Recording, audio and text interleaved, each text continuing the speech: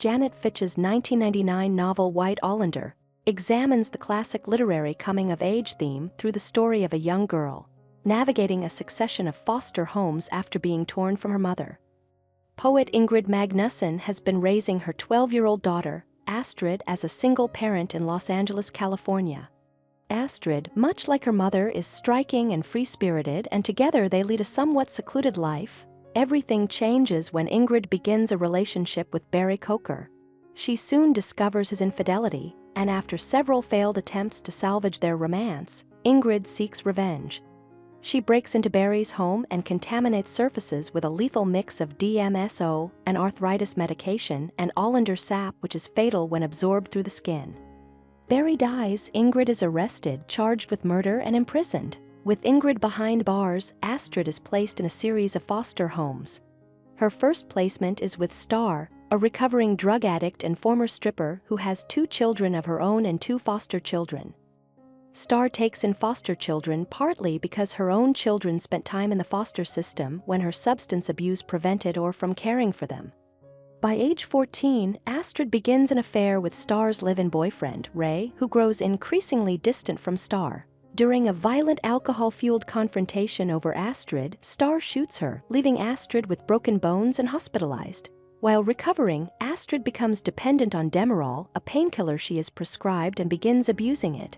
Next, Astrid is placed with Ed and Marvel Turlock, parents of 2 young children. She becomes the family's free live-in babysitter, but develops a friendship with their neighbor, Olivia Johnstone. Olivia, an affluent, beautiful African-American woman and prostitute, fascinates Astrid.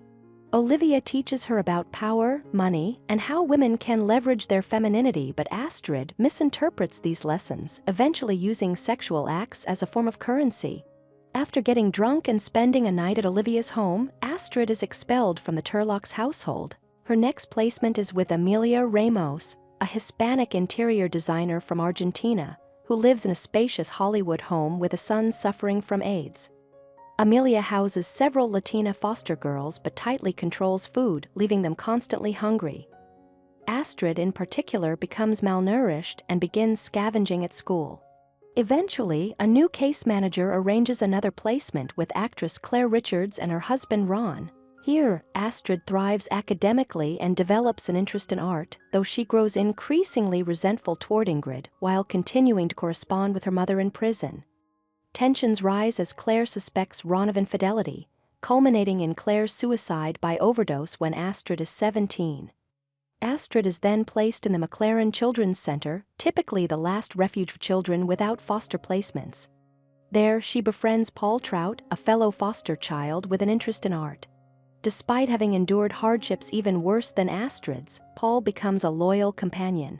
Meanwhile, Ingrid's lawyer pursues her release, contingent on Astrid lying on her mother's behalf. In conversation, Ingrid realizes the harm her actions have caused and decides not to ask Astrid to lie. By age 20, Astrid and Paul have moved to Berlin, Germany, where she pursues her art. Though memories of her mother and life in California linger, Astrid embraces her new life with Paul in Europe.